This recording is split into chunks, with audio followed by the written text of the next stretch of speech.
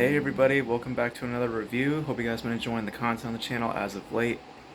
As I said in one of the videos, we'd be in a different room, so that's this room. So if we do like maybe 2 or 3 videos in the future, depending on my situation, and if you see this room in the background, just know, watch previous videos as to what the hell's going on.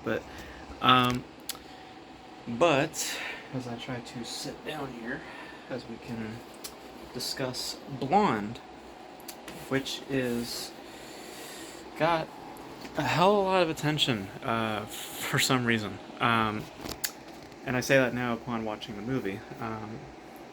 Because for some reason the MPAA decided to slap on an NC-17 rating for the film, which, let me address that, because that's the thing that everyone is talking about when it comes to this movie.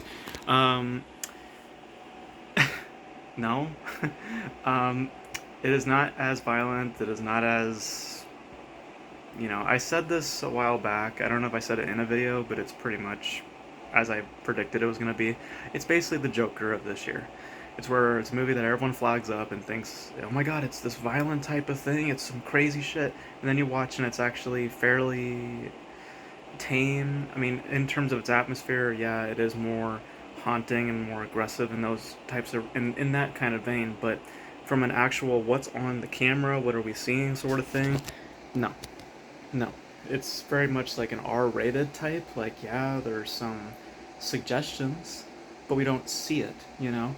Like, there's people talking about the rape sequences in the film. I will tell you there's only one, and it's very brief, and you don't see anything, and they don't address it ever again.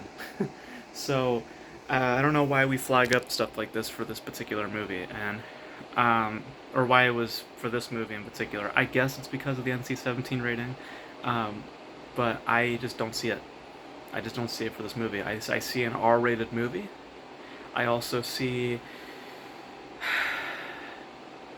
a fairly inconsistent movie as well, because I mean the visuals are really nice. Let me say that up front. The aesthetic is beautiful. It's a beautiful looking movie. I love the artistry of it. I like the way they play around with visuals and just the way it enhances the atmosphere and to an extent gives the character some kind of depth. I do think it could be a bit excessive at times. I think a little too much. I think we could have cut down on it a little bit, because it like packages so many styles, like, and so many ideas, like kind of an experimental type of vein, and like the one thing that it was never made clear to me was that why do we keep cutting from black and white to color? Why does the frame kind of change in certain respects? Like, it gets a little, as the character, as they depict Marilyn Monroe, it gets a little delusional. Um, but I was never bored. I mean, I guess like towards the end, I got a little bored because the story is not anything deep. It's pretty predictable. It's quite obvious actually how things are gonna go down. Um, but the visuals, the way it presents its narrative, is what really kept me afloat. Um, I liked Anna De Armas. Not, I mean, I liked her performance, but I didn't love it. Um, like, I think that from an like, her expressions are great, but I just, her voice kind of irritated me. I didn't like the fact that she was imitating Marilyn Monroe because it seemed like that she was kind of imitating that.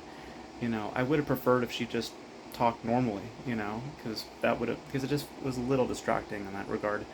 Um, but beyond that, I mean, yeah, it's a pretty solid performance, and she emotes quite well. Um, I just think this movie got flagged up because at the end of the day, it's okay.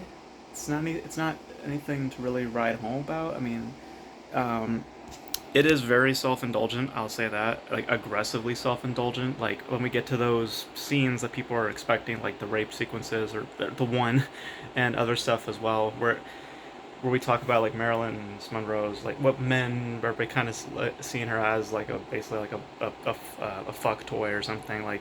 Um, at that point, it gets a little, or not a little, very self-indulgent, um, and it can, I don't know, like, I could see where some people might have issues with certain sequences in that vein, just because of just how the filmmaker chose to address it or how to present it. Um, like it could get a little questionable, I guess, in that regard, um, but I mean, it's it's not bad because I think visually it's what saved it because I think the visuals are very strong. I like the way that it plays to the narrative. I love the camera work. I think the camera work is excellent. A lot of long takes and just allowing things to just happen on camera. A lot of shaky cam, which I usually hate, but in the way that they use it, it's that kind of experimental kind of lens where it's just kind of like, showing you bits but not the whole thing. Um, like I like that kind of aspect, not for like action sequences or where it just feels unnecessary. Um, it felt pretty appropriate here, but beyond its aesthetics, which are really nice and a good performance, I mean, it's not as arresting or as shocking as some people were making it out to be because the media was all over this for some reason. Um, it's fine. It's a fine piece. It's not anything amazing. It's not terrible. I don't think it's that offensive. I could see where some people might have issues with it, um, but it's okay. It's okay. It's it's it's uh it's more or less for the visuals that I would say is the drawing point into watching Blonde. Do not expect anything extreme or anything like that. Again, that's why I say I think it's the Joker of this year because everybody's flagging up this movie as a certain thing, and everyone's like avoiding it because of that rating, which I think the MPA was stupid to give because it's not. It's not. You can watch it for yourself and and you can see that it's not. I'm telling you, I've seen like where it's like don't expect Lars von Trier when you go into Blonde. Okay, don't expect Cronenberg when you're going into this. It's not or Lynch or whatever. You're not getting anything like that. Um, which you would have to think with the MPAA. It's like, well, if you're gonna get films like The House That Jack Built and Nymphomaniac like an R rating, and you're gonna give this shit an NC-17, you know what I mean? Like, where's the consistency? Because those movies are way more, way more arresting and more grotesque than this, like way more. Um, so, um, so I mean, it's worth a watch in terms of its aesthetics and its atmosphere. Um, I like the horror undertones. Like, it definitely is trying to portray a horror film. Like, it is trying to be a horror film in disguise, kind of like Spencer in some regards, where there's this innocence on the outside, but once you kind of dig deeper, there is this horrific sense.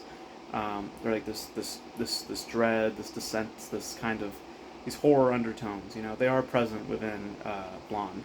Um, I think Spencer does it way better though, because I feel that everything plays well with each other. Where here, I just feel things are a little disjointed and a little inconsistent. Because that style that I mentioned, it, even though I do think it is too much, I also feel like it goes against itself in some respects. Again, like I don't know what the fuck was up with the color. The color changes and the aspect ratio changes. I don't know. Um, like I'm not sure what that was all about. Um,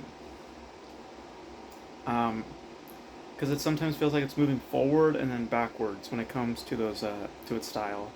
Um, so, um, so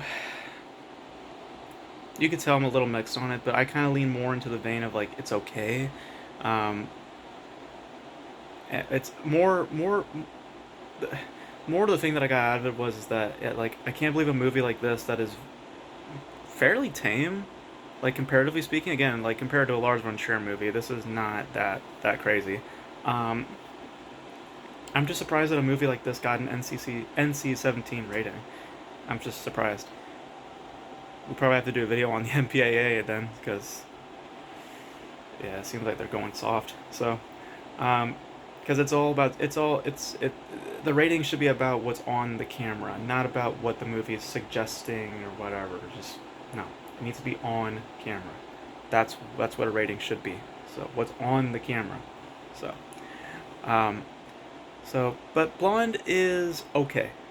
it has its strengths, it has its flaws, like definitely has its flaws. Again, it feels very self-indulgent. It also its style feels a bit too much and just kind of goes back and forth. Doesn't feel like it's really benefiting the plot too much. The performance is good, not great. Um, so it's fair. It's fair. That's the best word for it. Um, and again, one more time. I know I'm beating a dead horse, but it is not as violent, as aggressive, or as grotesque as the media and the MPA are making it out to be. It's just not. So again, it's like the Joker. It's like the Joker of this year, and I kind of feel similar in the way that I did to Joker, which is like it's fine, but nothing really uh, nothing really noteworthy beyond its visual strengths. So so yeah, that's it for my review on Blonde. You guys let me know your thoughts on Blonde. Did you guys think it was offensive or whatever? Do you guys feel like where I feel, where I'm just like, what was everyone talking about? But you guys let me know your thoughts in the comment section below. And yeah, that's it for my review. Hope you guys enjoyed it. Stay tuned for more videos in the future. Hopefully we'll be back in the regular room pretty soon. We'll see. But until then, keep safe, wash your hands, do all your shit. And yeah, that's it for me. Catch you guys in the next video.